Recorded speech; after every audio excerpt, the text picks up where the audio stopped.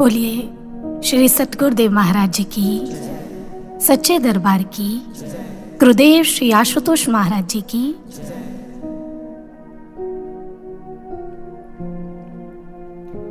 ऊंची उड़ान को दर्शाते दो पंखों के मध्य शौर्य का प्रतीक तलवार का चांदी से बना हुआ चिन्ह,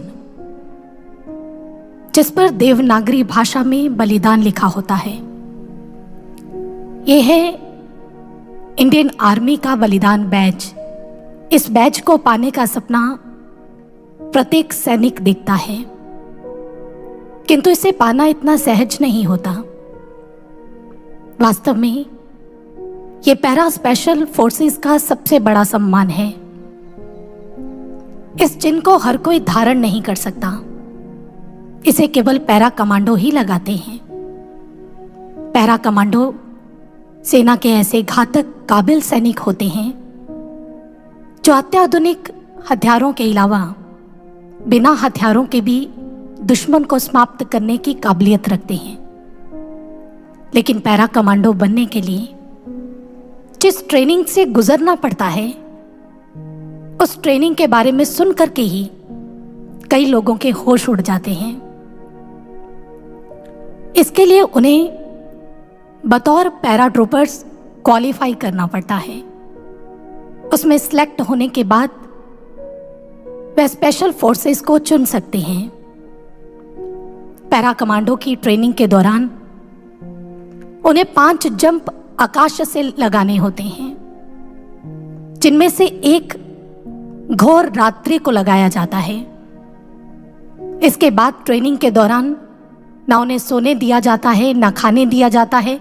मानसिक शारीरिक टॉर्चर भी किया जाता है। बहुत अधिक थके होने के बाद भी ये ट्रेनिंग यूं ही चलती रहती है। कुछ भी खाने के लिए ना मिलने पर आसपास जो उपलब्ध होता है उसी को खा करके गुजारा करना होता है। इन पड़ावों से निकलने के बाद उन्हें पिंक कैप दी जाती है और फिर बलिदान बैज के लिए उनकी अंतिम अग्नि परीक्षा होती है, जिसमें उन्हें कांच खाना होता है। जी हां, दरअसल पैरा कमांडो को ग्लास ईटर्स भी कहते हैं। ये एक परंपरा है। गुलाबी टोपी मिलने के बाद उन्हें रम से भरा हुआ एक गिलास दिया जाता है, जिसे पीने के बाद उन्हें अपने दांतों से उस गिलास का एक किनारा काटकर उसे चबाकर अंदर निगलना होता है और फिर उनके सीने पर सजाया जाता है ये बलिदान बैज। आपकी जानकारी के लिए बता दें कि ये ट्रेनिंग दुनिया की सबसे मुश्किल ट्रेनिंग में से एक है। जितने भी जवान बलिदान बैज को प्राप्त करने के लिए अप्लाई करते हैं, उनमें से केवल 10% ही उसमें उत्तीर्ण हो पाते हैं, इस बलिदान बैज को प्राप्त कर पाते हैं। बहुत से तो इसे बीच में ही छोड़ देते हैं और जो अंत तक डटा रहता है उसी को मिलता है बलिदान बैज। देखा आपने, एक सैनिक, एक जवान किस प्रकार संघर्ष का सामना करता हुआ बलिदान बैज को जीतता है, प्राप्त करता है और अपने देश की अपेक्षाओं पर खरा उतरता है। जैसी अपेक्षा एक देश को अपने वीर सैनिकों से होती है, ठीक ऐसी ही अपेक्षा एक गुरु को भी अपने शिष्य से होती है। गुरु भी जब शिष्य को ज्ञान देता है, तदुपरांत उससे अपेक्षा करता है कि ज्ञान को प्राप्त कर अध्यात्म के मार्ग पे चलता हुआ वह स्व का और साथ साथ संसार का भी कल्याण कर पाएगा। और इसका प्रत्यक्ष प्रमाण आपको महर्षि की हस्तलिखित रचनाओं में देखने को मिलेगा। गुरुदेव श्री आशुतोष महाराज जी अपनी हस्तलिखित रचनाओं में हमारे लिए जो संबोधन उन्होंने प्रयोग किए हैं, उनमें आपने स्पष्ट देखा होगा कि वो कौन से संबोधन है। सृजन साधक, सृजन सेनानी, युग निर्माणी इत्यादि। इसका भाव क्या है? इसका भाव जिस साधक का प्रत्येक कर्म, प्रत्येक क्रिया, प्रत्येक प्रयास सृजन को समर्पित होता है, ऐसा साधक जो स्वहित की भावना से दूर परहित के लिए कार्य करता है, परहित की भावना से ओतप्रोत रहता है, वो साधक ही सृजन साधक होता है। एक बार महर्षि के पास एक गुरु भाई अपने दुखों का व्याख्यान कर रहे थे, बता रहे थे कि मैं कितना दुखी हूं। जब महर्षि ने ऐसा सुना तो सुन करके उसे कहा, मैंने तुम्हें ब्रह्म ज्ञान स्वयं के दुखों पर रोने के लिए नहीं दिया, अपितु हमने तो तुम्हें यह ब्रह्म ज्ञान संसार के दुखों की मुक्ति का निमित्त बनने के लिए दिया है। इसलिए तुम्हें संसार को दुखों से मुक्त करने में उसमें अपनी भूमिका निभानी है। इतना कहते हुए महाराज जी ने ये पंक्तियां गुनगुनाई, संसार की नैया को हम पार लगा देंगे, भूले हुए राही को हम राह दिखा देंगे। मझधार फंसा माझी साहिल को ढूंढता है, तूफान के झोंकों में मंजिल को ढूंढता है। हम ज्ञान दीप लेके उसे राह दिखा देंगे। महर्षि ने ये पंक्तियां उस व्यक्ति को, उस भाई को सुनाई। निश्चित ही इसमें वो गूंज है जो स्पष्ट करती है कि हमारा दायित्व, हमारा लक्ष्य कितना बड़ा है। और भक्तजनों, महर्षि अक्सर कहा करते हैं, जितना बड़ा लक्ष्य होता है, जितना बड़ा दायित्व होता है, उसके लिए उतने ही बड़े समर्पण की आवश्यकता होती है, उसके लिए उतने ही बड़े दायित्व को निभाने की आवश्यकता होती है। भक्तजनों, जितना बड़ा लक्ष्य होगा उतने ही बड़े समर्पण और त्याग की वो मांग हमसे करेगा। इसलिए समर्पण और त्याग निश्चित रूप से यह मार्ग संघर्ष का मार्ग है। और संघर्ष जिसका नाम सुनकर के ही हम विचलित हो जाते हैं। जरा सी परिस्थितियां भिन्न होती हैं, जरा सी स्थितियां बदलती हैं तो हम घबरा जाते हैं, विचलित हो जाते हैं। हम अपनी कंफर्ट जोन से बाहर निकलना नहीं चाहते, हमें बहुत मुश्किल लगता है। किंतु प्रिय साधकों, ये याद रखना,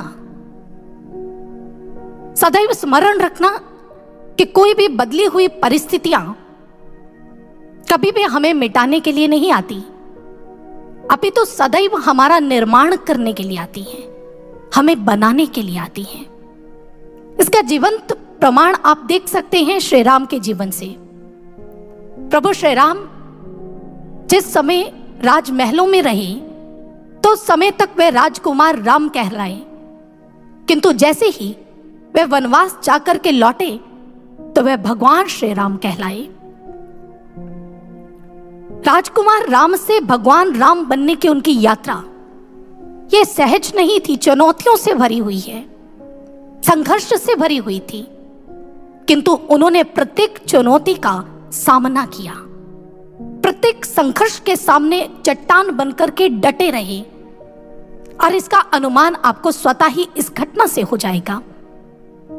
वनवास के दौरान एक बार लक्ष्मण जी ने श्री राम से कहा, भैया आप निर्दोष हैं, किंतु फिर भी आपको वन का कष्ट भोगना पड़ रहा है, वन का दुख देखना पड़ रहा है।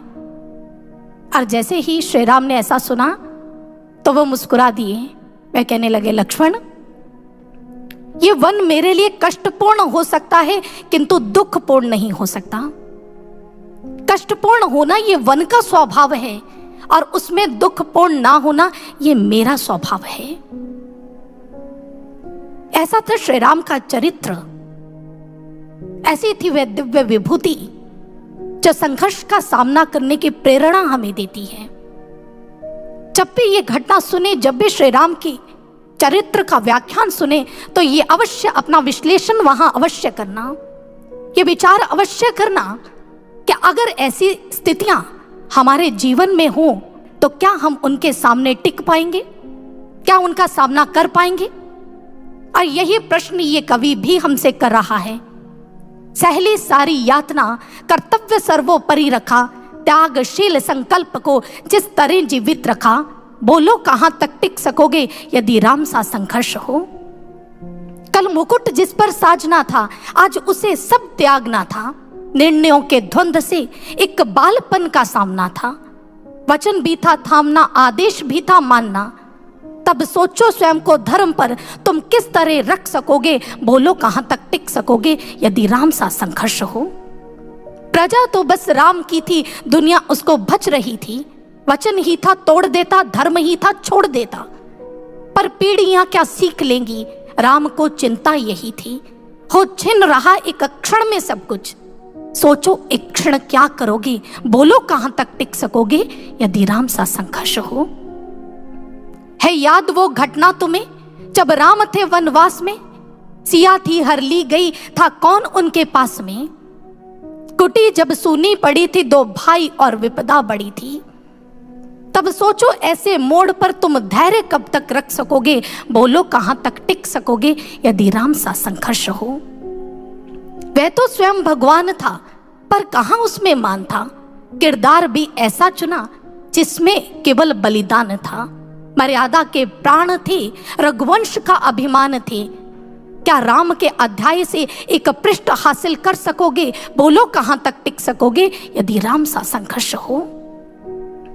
कथा इतनी ही नहीं है, व्यथा इतनी ही नहीं है, कुछ शब्द उनको पूर्ण कर दे, राम वो गाथा नहीं है।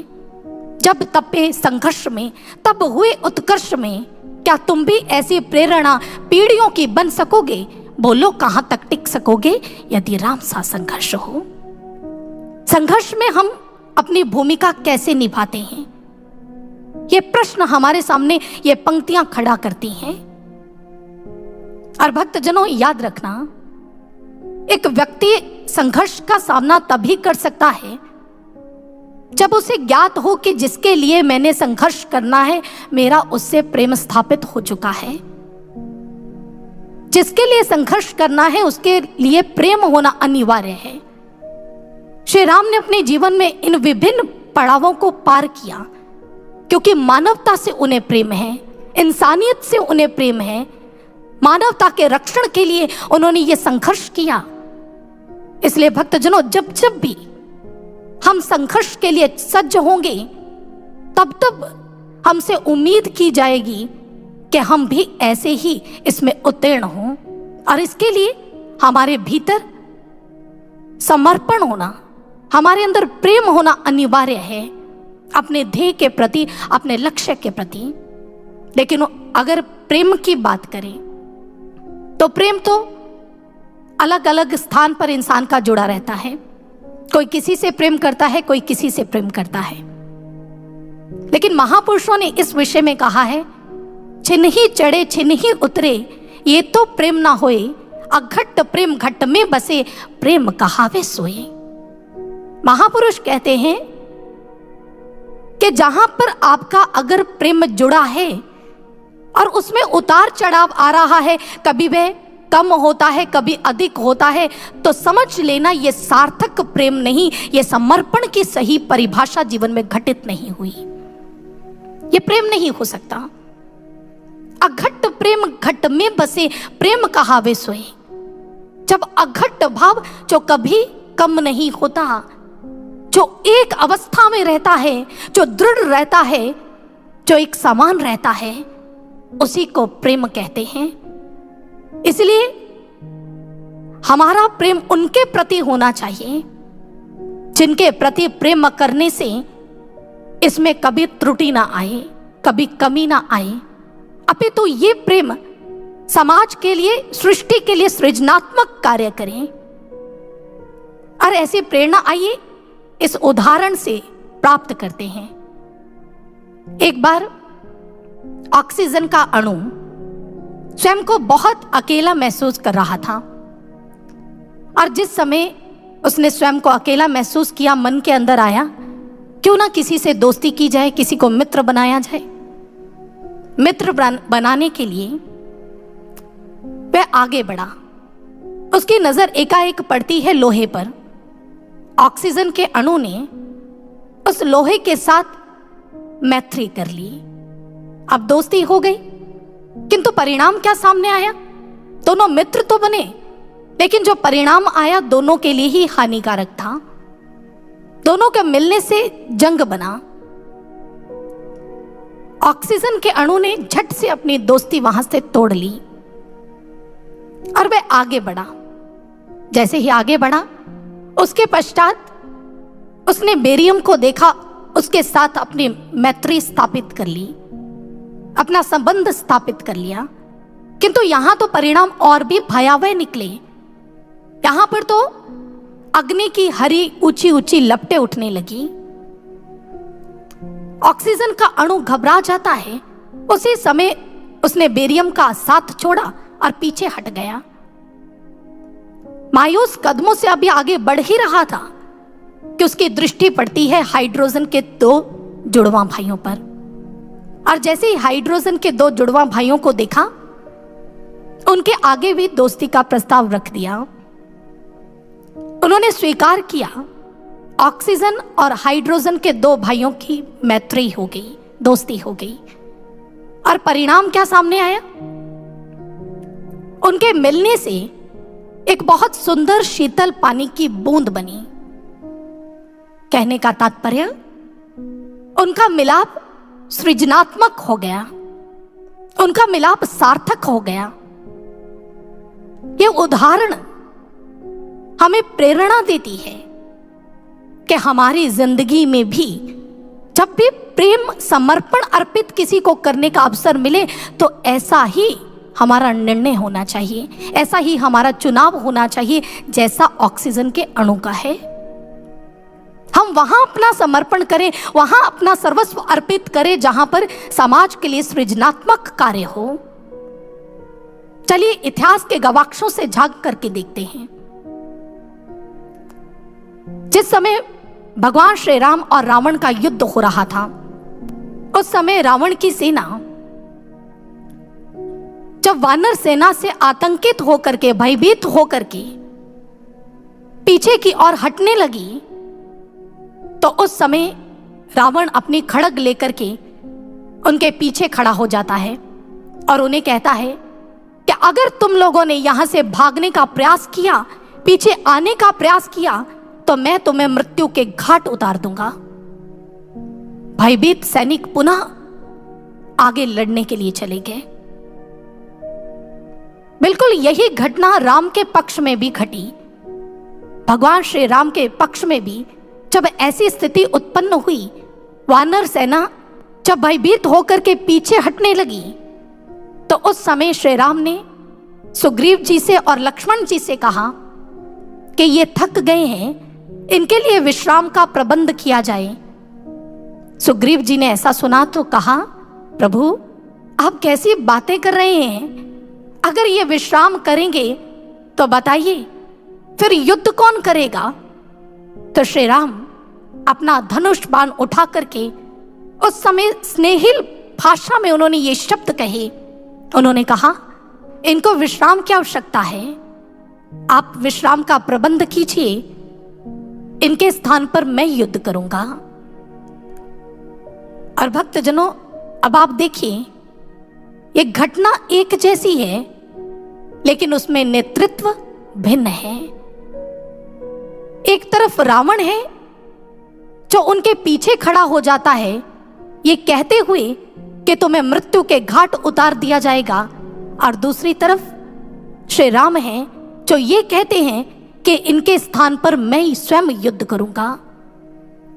और जब श्री राम जैसा नेतृत्व हमें प्राप्त होता है, ऐसा नेता प्राप्त होता है, तब स्वतः ही हमारे अंतःकरण में राष्ट्रहित की भावनाएं, समाज के लिए कुछ कर गुजरने की भावना उत्पन्न होती है। हम सृजन के लिए अपने जीवन को अर्पित करने के लिए उद्यत हो जाते हैं जब ऐसा नेता हमें मिलता है। इसलिए भक्तजनों, ऐसे नेतृत्व की आवश्यकता है। ऐसा नहीं कि अगर हम कौरवों के पक्ष में युद्ध करते हैं, अगर हम रावण के पक्ष में युद्ध करते हैं, अगर हम अधर्म अनैतिकता के पक्ष में युद्ध करते हैं और हम सोचें कि ये हमारा बहुत बड़ा समर्पण है, ये हमारा परित्याग है, ये हमारा बलिदान है, तो ये सही नहीं है। बलिदान वास्तव में कहते किसे हैं? मरना बलिदान नहीं है, मृत्यु का वरण कर लेना यह बलिदान नहीं है। लेकिन किस प्रयोजन के लिए आप अपने जीवन की आहुति दे रहे हैं, यह ध्यातव्य है।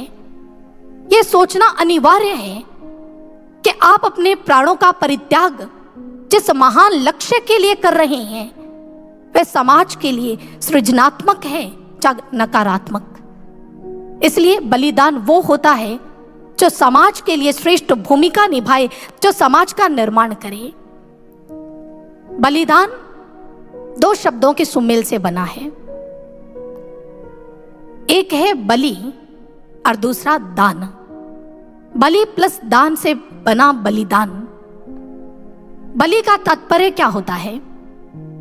जहां पर बिना इच्छा प्राणों का परित्याग किया जाए उसे बलि कहते हैं। और दान का तात्पर्य होता है सो की इच्छा से किया गया दान। तो बलिदान का भाव हुआ सो की इच्छा से किया गया प्राणों का परित्याग, यही बलिदान है। जैसा हमारे क्रांतिकारी वीर योद्धाओं ने किया, जैसा भगत सिंह ने किया, राजगुरु ने किया, सुखदेव ने, चंद्रशेखर आजाद जी ने किया। इसलिए भक्तजनों, हमें भी ऐसे बलिदान के लिए सज्ज रहना होगा, क्योंकि हमारा जो मार्ग है वह भी मिटने का मार्ग है, समाज के लिए कुछ कर गुजरने का मार्ग है। हमारे गुरुदेव ने हमसे यही अपेक्षाएं लगाई हैं। किंतु यहां पर यह भी सोचना अति आवश्यक है कि यह बलिदान हमारे जीवन में घटित कब होगा। ऐसा नहीं है कि कोई भी बाहर से बलिदान कर देगा अपना जीवन। जब भी बलिदान जीवन में घटित होता है तो उसके लिए अनिवार्य होता है उसका पहले हमारे अंतःकरण में घटित होना। बाहर का बलिदान उस दिन सार्थक होता है जिस दिन उसकी पृष्ठभूमि सबसे पहले हमारे भीतर बनती है, हमारे अंतःकरण में बनती है। किसी भी बलिदान को करने के लिए सबसे पहले अपने विकारों का परित्याग करना, अपने विकारों का बलिदान करना अति अनिवार्य है। महाराज श्री भी इस विषय में समझाते हुए कहते हैं, एक बार महाराज जी के पास कुछ लोग उनके दर्शनों के लिए आए। उनमें एक व्यक्ति महाराज श्री से कहने लगा, महाराज जी मैं आपसे बहुत प्रेम करता हूं। महाराज जी मुस्कुरा दिए। उसने फिर से कहा, महाराज जी मैं आपसे बहुत प्रेम करता हूं, मैं आपके लिए कुछ भी कर सकता हूं। महाराज जी फिर से मुस्कुरा दिए। उसने फिर कहा, महाराज जी मैं आपके लिए अपने प्राणों का परित्याग भी कर सकता हूं। तो महाराज जी उसे कहने लगे, अरे तू हमारे लिए क्या मरेगा? तू तो हर रोज कभी अपने क्रोध के हाथों, कभी मोह लोभ अहंकार के हाथों मरता है, और एक मरा हुआ व्यक्ति हमारे लिए क्या मरेगा? कहने का तात्पर्य कि जो विकारों के अधीन है वह कभी बलिदान कर ही नहीं सकता। इसलिए भक्तजनों, महापुरुषों ने भी कहा, कामी क्रोधी लालची इनसे भक्ति ना होए, भक्ति करे कोई सूरमा जाति वर्ण कुल खोए। विकारों में जकड़ा हुआ व्यक्ति कभी बलिदान कर ही नहीं सकता, क्योंकि भक्ति जो हमसे परित्याग मांगती है, जो हमसे समर्पण मांगती है, जो हमें अपनी शुद्र भावनाओं से मुक्त होने का मार्ग दिखाती है। भक्ति हमसे शुद्र भावनाओं से मुक्ति मांगती है।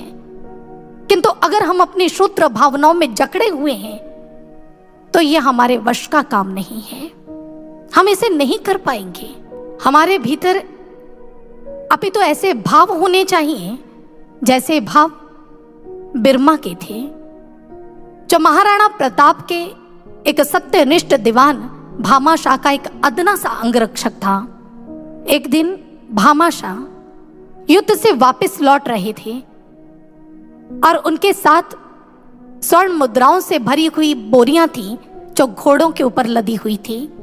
उनकी रक्षा के लिए उनके साथ पैदल सैनिक चल रहे थे। अभी कुछ ही दूरी तक पहुंचे थे तो उन्होंने एकाएक रुक करके अपने स्वर्ण का निरीक्षण किया निरीक्षण करने के पश्चात उन्होंने जैसे ही उसे देखा तो देखते ही बोले, अरे ना जाने इसमें कब से छेद हुआ पड़ा है और इसकी सारी स्वर्ण मुद्राएं गिरती जा रही हैं। अब तक ये आधी हो चुकी हैं। इसलिए जाओ साथियों, जो भी आपको स्वर्ण मुद्रा मिलती है उसे बटोर लो। तुम्हारा ऐश्वर्य बिखरा पड़ा है, अपने ऐश्वर्य को जाकर के समेट लो, ये तुम्हारा इनाम है। जब ऐसा कहा, इतना कहकर के वह तो आगे बढ़ गए, लेकिन पीछे सैनिकों में होड़ लग गई अधिक से अधिक मुद्राएं प्राप्त करने की। अब कुछ समय चलने के पश्चात जब भामाशाह ने पीछे पलट करके देखा तो अब पीछे केवल और केवल एक सैनिक था जिसका नाम बिरमा था। और जैसे ही उसे देखा तो भामाशाह ने कहा, सैनिक तुम पीछे क्यों नहीं गए? क्या तुम्हें मुद्राओं की आवश्यकता नहीं थी और हमारा प्रस्ताव तुम्हें सुनाई नहीं दिया? तो उस समय उस सैनिक ने कहा, सरकार आपने कहा था अपना ऐश्वर्य चुन लो, तो मैं आपको बता देना चाहता हूं, मेरा ऐश्वर्य पीछे नहीं अपितु मेरे आगे चल रहा था। अगर आप सुरक्षित हैं तो मेरा ऐश्वर्य सुरक्षित है, अगर आप सुरक्षित हैं तो मैं सुरक्षित हूं।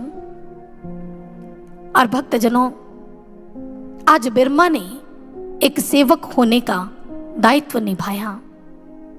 बिरमा के ऐसे भाव कि उसका सर्वस्व, उसके सरदार, उसके मालिक उसके लिए बन गए, उसके स्वामी बन गए। ठीक ऐसे ही भाव हमारे भी होने चाहिए हमारे गुरुदेव के प्रति। हमारे ऐश्वर्य भी हमारे गुरु होने चाहिए, क्योंकि हमारे गुरु हमारे लिए क्या है इसका उत्तर अनंत है, और हमारे लिए क्या नहीं है इसका उत्तर शून्य है। इसलिए भक्तजनों, हमारी यही कामना, यही भावना होनी चाहिए जैसी बिरमा की है। जैसी ये बिरमा कहता है कि मेरा ऐश्वर्य आगे है, मेरे पीछे नहीं, ठीक इसी प्रकार इस भक्ति पथ पर चलते हुए हमारे हृदय के अंदर यही भावना होनी चाहिए कि भक्ति के मार्ग पर चलते हुए पीछे हमारा ऐश्वर्य नहीं है, हमारा ऐश्वर्य निरंतर आगे बढ़ने में है, हमारे गुरुदेव की प्रसन्नता को प्राप्त करने में है। हमारा ऐश्वर्य हमारा गुरु है। इस भक्ति पथ से अलग होना, यहां रुकना, इससे टूट जाना, इससे हमारा ऐश्वर्य नहीं हो सकता, इसमें हमारा ऐश्वर्य नहीं हो सकता। इसलिए भक्तजनों, निरंतर हमें इस पथ पर आगे बढ़ना है, निरंतर आगे चलना है। एक दार्शनिक हुए हैं मार्टिन लूथर। वह कहते हैं, अपने लक्ष्य को पाने के लिए निरंतर आगे बढ़ो। अपने लक्ष्य को पाने के लिए तुम उड़ करके उस तक पहुंचो। अगर उड़ नहीं सकते तो दौड़ करके पहुंचो, दौड़ नहीं सकते तो चलो, चल नहीं सकते तो रेंगते हुए चलो, क्योंकि तुम्हें हर हाल में अपने लक्ष्य को प्राप्त करना है। लेकिन हमारे गुरुदेव श्री आशुतोष महाराज जी अपने श्रीमुख से अक्सरात हमें कहते हैं कि जो रुके हुए हैं उन्हें चलाना है, जो चल रहे हैं उन्हें दौड़ाना है, और जो दौड़ रहे हैं उन्हें मंजिल तक पहुंचाना है। उनका दृष्टिकोण 4 कदम आगे की बात करता है। इसलिए महाराज श्री के जो कथन है उसे हम अपनी जिंदगी में उतारें, उसे अपनी जिंदगी में लागू करें, तभी हमारी जिंदगी सार्थक हो सकती है, तभी हम अपनी श्रेष्ठ भूमिका निभा सकते हैं। क्योंकि भक्तजनों, इस समय इतिहास गढ़ा जा रहा है, इतिहास लिखा जा रहा है, और हम सभी को मौका मिला है उसमें अपनी भूमिका निभाने का। और ये भूमिका हमारी सुपात्र के रूप में होनी चाहिए, कुपात्र के रूप में नहीं। इसलिए भक्तजनों, प्रत्येक प्रयास कीजिए, प्रत्येक कर्म को सजगता से देखिए, और यही विचार अपने हृदय के अंदर जगाइए, अपनी जो भी बनी भूमिका उसको आज निभाना है, एक अनोखी नई कहानी के सुपात्र बन जाना है। भाव, सुपात्र बनने के लिए कर्म करना है। कहीं ऐसा ना हो कि हमारी लेश मात्र भी त्रुटि, हमारा लेश मात्र भी अवगुण, हमारी लेश मात्र भी बुराई इस भक्ति पथ पर अवरोधक बन जाए, हमारी रुकावट बन जाए और हमारे लिए सुपात्र नहीं कुपात्र के रूप में हमारी भूमिका को लिख दे। इसलिए सजगता से अपने कर्म का दृष्टिपात कीजिए। कहीं ऐसा ना हो जैसा फ्रांस के अंदर एक कब्रिस्तान में देखने को मिलता है। फ्रांस के अंदर एक कब्रिस्तान है जहां पर ऐसे वीर सेनानियों के स्मारक बनाए गए हैं जिन्होंने विश्व युद्ध में अपनी श्रेष्ठ भूमिका निभाई थी, और उनको आज भी वहां पर लोग स्मरण करते हैं, अपनी श्रद्धांजलि अर्पित करते हैं। लेकिन उसी कब्रिस्तान में एक ऐसा स्थान है जिसे ई प्लॉट कहते हैं, और उस ई प्लॉट के अंदर 96 ऐसे सेनानियों को दफनाया गया जो पथभ्रष्ट हो गए थे अपने मार्ग से, जो अनुचित अनैतिक कार्य में लग गए थे, और उन्हें वहां पर दफनाया गया। उस स्थान को नाम दिया गया हाउस ऑफ शेम, माने शर्मनाक घर। लोग वहां जाना अच्छा नहीं समझते, घृणा करते हैं। और भक्तजनों, याद रखना, कहीं ऐसी स्थिति हमारी जिंदगी में ना आए कि हमें भी जब स्मरण किया जाए तो घृणा की दृष्टि से हमें स्मरण किया जाए, घृणा के भाव से हमें स्मरण किया जाए। इसलिए इस अनोखी कहानी में सुपात्र बनने के लिए कर्म करना है। और सुपात्र बनने की प्रेरणा एक साधक को कहां से मिलती है, इसका प्रत्यक्ष उत्तर हमें महर्षि की ही हस्तलिखित पंक्ति से मिलता है। महर्षि ने लिखा, झेल ली हर चोट जाती साधना की ढाल से, चोट खुद ही फिसल जाती साध्य शक्ति उछाल से। प्रत्येक समस्या का, प्रत्येक दुविधा का, प्रत्येक दुर्गुण का, प्रत्येक अवरोध का अगर कोई समाधान है तो वह एक ही है, केवल और केवल साधना। साधना ही हमें बल देती है संघर्ष करने का, साधना हमें बल देती है अपने सद्गुणों के विकास का, साधना हमें बल देती है सृजनात्मक कार्य करने का। इसलिए भक्तजनों, सदैव गुरु आज्ञा में साधना में रत रहें, क्योंकि ये भी बलिदान है। हमारा मन कहता है कि हम ऐसा ना करें, और मन के विपरीत जाना, मन की इच्छाओं का विरोध करना, यह भी बलिदान है। और गुरु की आज्ञा बलिदान ही मांगती है, चाहे वह साधना करने का हो, सेवा करने का हो, या कोई अन्य काम करने का हो। इसलिए हमें साधना में सदैव लीन रहना है, गुरु की आज्ञा को शिरोधार्य करना है। और भक्तजनों, जो साधक साधना की भट्ठी में स्वयं को तपा लेते हैं, वो निश्चित रूप में कुंदन बन जाया करते हैं। जो साधना की गहराइयों में उतरते हैं, गुरु और शिष्य का अद्वैत संबंध उसे बोध हो जाता है। जब हम साधना की गहराइयों में गहरा उतरते हैं तो तब यात्रा होती है मैं से तू तक की यात्रा, शिष्य से गुरु तक की यात्रा, गुरुमय हो जाने की यात्रा। और जब एक शिष्य ऐसे मार्ग पर अपने डग भरता है तो उसकी दृढ़ता, उसकी भावना को देख करके गुरुदेव श्री आशुतोष महाराज जी स्वयं कहते हैं, एक बार महाराज जी ने एक शिष्य को ऐसा ही कहा था। महाराज जी ने कहा कि आप याद रखना, मैंने आप लोगों को अपने चरणों से नहीं, अपितु मैंने आप लोगों को अपने हृदय से जोड़ रखा है।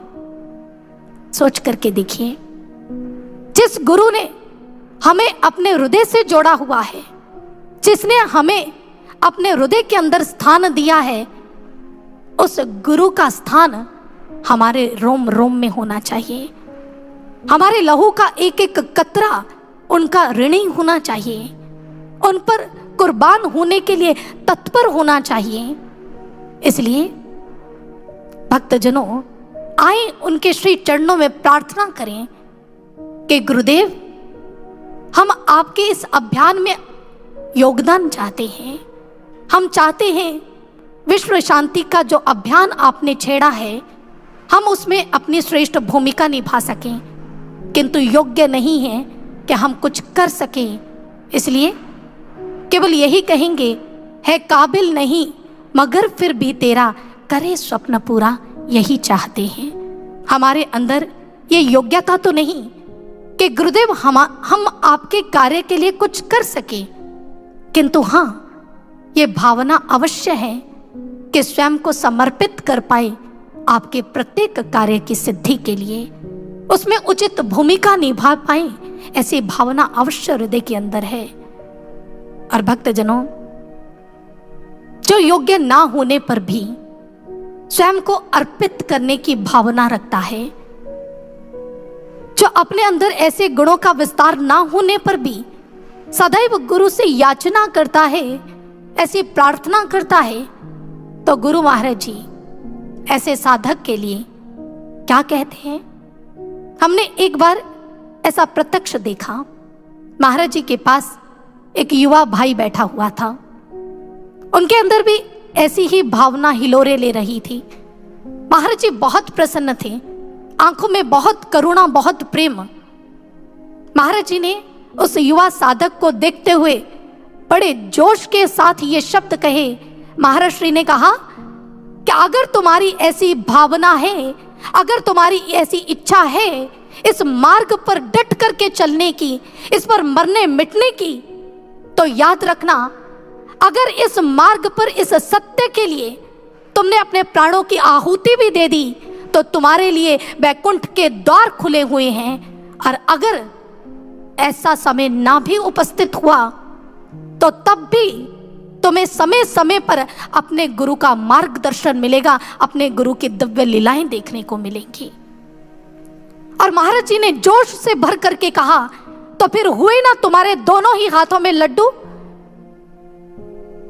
और जैसे ही उस युवा साधक ने ये शब्द सुने कि हमारे गुरुदेव की आंखों में कितनी करुणा, कितनी दया है, और महाराज श्री ने हमारे दोनों ही हाथों में लड्डू रख दिए हैं, तो उसके मन से यही पुकार निकली, उसने यही कहा कि महाराज जी, जीता रखे तू हमें या धड़ से सर उतारे, अब तो भक्त प्रेमी कहता यही पुकारे। राजी हैं हम उसमें जिसमें तेरी रजा है, यूं भी वाह है और वो भी वाह है, यूं भी वाह है और वो भी वाह है। और आए भक्तों, हम भी ऐसे भावों को अपने गुरुदेव के श्री चरणों में अर्पित करें और सदा सदा के लिए उनके रंग में रंग जाएं। और मैं यहीं पर अपने विचारों को स्थगित करती हुई अपनी वाणी को विराम देना चाहूंगी। बोलिए श्री सतगुरुदेव महाराज जी की जय, सच्चे दरबार की जय।